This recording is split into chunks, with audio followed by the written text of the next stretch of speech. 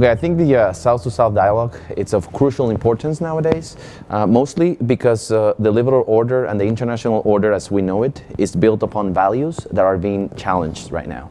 That are being challenged from both left and right. And this is something that we should, as emerging leaders, deeply concerned about. Why? Because it would seem as if these sort of spaces where we can actually have a mutually productive dialogue could be under threat, maybe could disappear in the future, and this is not something we can allow. Because previous generations made an incredible effort to build an order in which multilateralism and dialogue was a viable way of getting things done. We cannot let that be lost. And this is why I think what we're doing here today, South-to-South dialogue, but not only South-to-South, also North-to-South, is of crucial importance nowadays. I'm deeply concerned about the populist rise in France, in the UK, in the United States, mostly because of the potential consequences that has. I mean, developed economies must understand that with great power comes great responsibility. And the consequences of their local political dysfunction are global. And we in the developing world, we in the South, are most likely the first ones feeling the consequences of these political problems happening in the North. So if we want to try to change the mentality, if we want to try to make a better environment for these ideas to thrive, we must definitely address that issue. I have a personal commitment with the SDGs and the United Nations Development Agenda due to my background. And I think that this is a very hard time to actually be promoting the importance of this agenda. And because it is a hard time, and because the challenges that lie ahead are so huge, I think this is the best time to be here, engaging real decision makers to go back home and then get our local decision makers to understand the severity of the crisis that is lying ahead. So I could not be any happier to be here. I'm very glad to know that just like me, there are many other young leaders throughout the world sharing the same values, sharing the same concerns, and that tells me something. It tells me that values can be global, and that the concept of global citizenship is not lost. It's just that we need to fight for it, and we need to fight for it in every front, in the political front, but also in the social front and the economic front.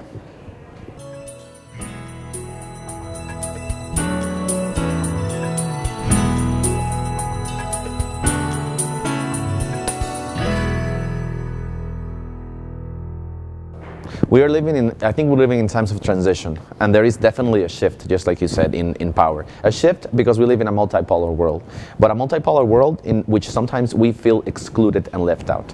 And I think three main lessons I've learned so far during the Atlantic dialogue. The first one is that there needs to be a lot more trade and a lot more discussion between Latin America and Africa. It is for me mind-boggling that the trade between the two regions and even the diplomatic rapprochement between the two is just so low. There's definitely a need to increase that. Why?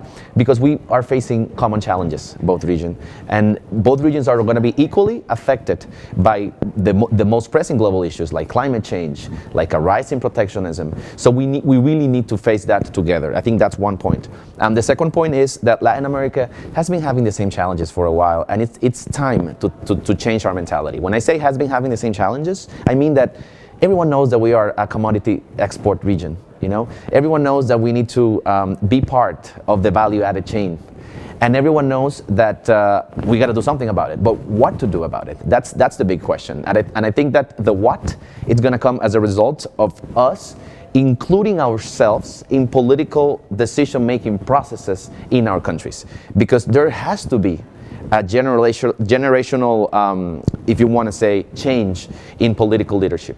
We have to have that. And in Latin America, that's a crucial problem, just like it is in Africa, where you have strong men in power for decades. That needs to change. And I think that the opportunity for that to change is right there. We just need to seize it as young people. And the final lesson that I see in terms of geopolitical risks for the region is that what's going on in the north, it's a golden opportunity for more integration in the south. Even though we all speak Spanish in Latin America, and we are not as integrated as we could be. But now we are facing common challenges, so the word integration might be a lot more feasible than it was before. The same thing in Africa. So I think that there could be optimism a lot of optimism down the line, but again, we're living in very dangerous times, and we need to be fully aware of it, and we need to make our decision makers aware of it. And I think that the contribution of these dialogues is big in that direction.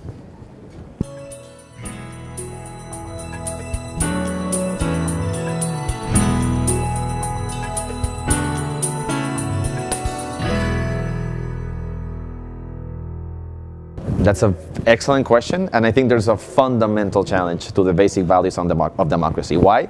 Because we have to understand that trust in government is at historically low levels.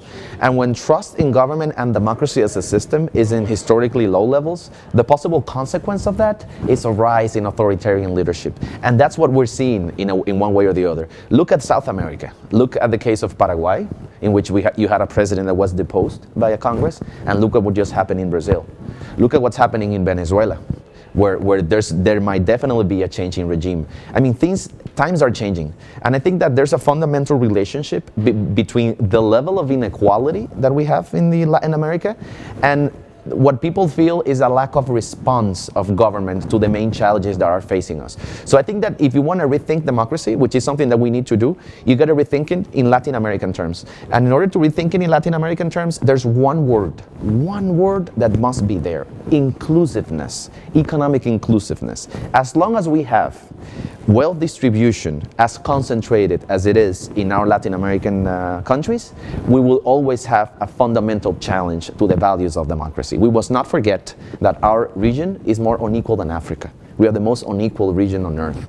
And that's something that needs to be addressed. I think that politicians will rethink democracy along those terms. What does that mean in concrete public policy terms? Well, that you might have a lot more social spending, that you might think more about investing in a social safety net that can actually guarantee some sort of social mobility, because otherwise it's going to be just like usual. So we really, really need to rethink which way the Latin American democracy should be going.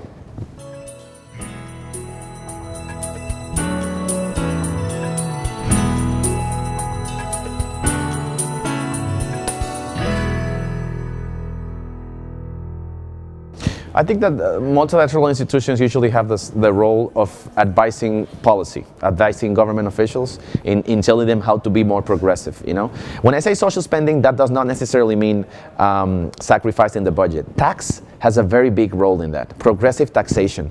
I mean, our tax systems in Latin America are not progressive at all. We heavily tax consumption, and that everyone knows is very aggressive. It affects more poor people than rich people. So we really need to rethink all these social policies in order to have more inclusive growth.